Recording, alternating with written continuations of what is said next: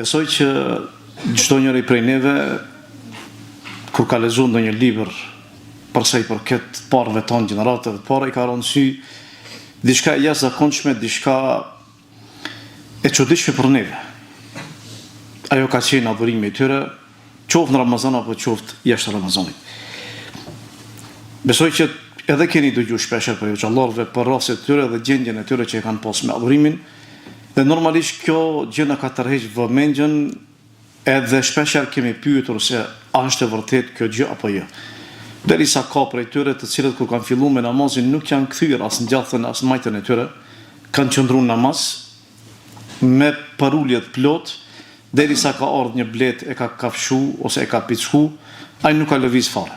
Edhe pasi që e ka kryer namazin, e kanë pyetur dhe i kanë thonë atij, as nuk lëvizë, as nuk nxjerrë zë, as nuk e prishë namazin, tha pasha Allahun, tha kënaqësinë, ambalsinë që e kam gjetë gjatë kryerjes namazit, aq fort ma kanë nxjerrë trupin tim derisa nuk e kam gjetë fare pickimin e bletës apo kafshimin e bletës.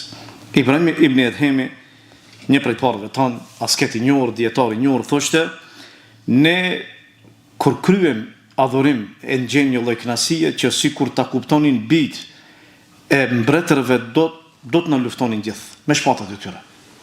Sepse ata nuk e nxjerrin këtë kënaqësi. Kurse thoshte Sufjan e Thauri, ne gjatë kërkimit diturisë edhe arritjes diturisë e nxjerrim një lloj kënaqësie në shpirtin tonë që nuk e nxjerrim diku tjetër, ose tjerë nuk e nxjerrin, saqë fëmijët e pasanikëve po ta kuptonin këtë kënaqësi ne që e kishin për me dhon krejt pasurinë e tyre për me ble këtë në gjenë që ne e përjetojmë. Disa prej parëve tanë thanë që në dunja është një xhenet, kushin te ka për me hinë xhenetin e Allahut në ahiret. I pyetën i thanë, çka është ai, ose ku gjendet ai? I thanë, te namazi i natës. E disa ka mundësi me gjetën shpersher që thonë në adhurimin e Allahut azza wa jall. Do thotë gjitha këto pamje, ose këto imazhe që shpesh i lexojmë për adhurimin e tyre, e shef që ata e kanë pasur një lloj ndjenje, një lloj kënaqësie çuditshme në shpirtat e tyre. Edhe ne agjërojmë, edhe ne falim namaz, edhe ne lexojmë Kur'an, edhe ne bëjmë dhikr, edhe ne bëjmë vepra të mira, po nuk e ndjejmë këtë kënaqësi. Veprat janë të njëjta, dispozitat janë të njëjta, tekstet janë të njëjta, Kurani, Suneti, nuk kemi diçka jashtë asaj që ata e kanë ditë, ne nuk e dimi. Mirë po ata e kanë pasur një lloj ndjenje që ne nuk e kemi. Dhe kjo shpesher bie shkak që të zbehemi edhe më shumë, po edhe ta kërkojmë këtë ndjenjë që e lexojmë shpesher. Unë thash nganjëherë edhe çuditemi, se a është e vërtet? Po, është e vërtet. A janë ato raste të vërteta që ata njerëz kanë qëndruar të natën kom? Po, është e vërtet. A është e mundshme që njeriu ta kryej një hat me ditën dhe një hat me natën? Po, është e vërtet. A ka till sot? Mundet me gjetë. Askush nuk e mohon, sepse ka njerëz të cilët qëndrojnë dhe njohin dietar bashkëkohor të cilët i kemi taku dhe kemi qëndruar me ta që na kanë thonë prej namazit që si deri namazin e sabot, ka qëndruar në kom, namaz natë edhe e ka kry hatën. Namaz, ka, mirë po janë pak.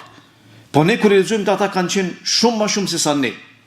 Andaj ka problemi. Ku qëndron sekreti? Sekreti nuk qëndron te numri i shpeshtë i adhurimit. Do thotë që ti me bën një send shpeshher për me arritur kënaqësi. E as nuk qëndron te zgjatja e atij adhurimit. Që shembull me marr namazin, po supozojmë 5 zgjat me orë tëra për me arrit, jo. Sekreti është diku tjetër.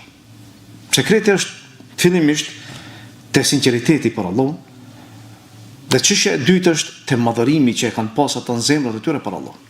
E kjo neve na mungon. Sinqeriteti, veprat e tona, dhe po ashtu madhërimi i Allahut në zemrat e tona. Madhërimi i Allahut te ne është shumë i vogël.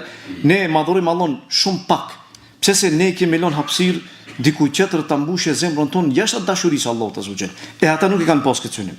Ata e kanë pas synimin të arrijnë kënaqësinë e Allahut dhe në fund shpërblen dhe ta fitojnë xhenetin e Allahut azza wa jall.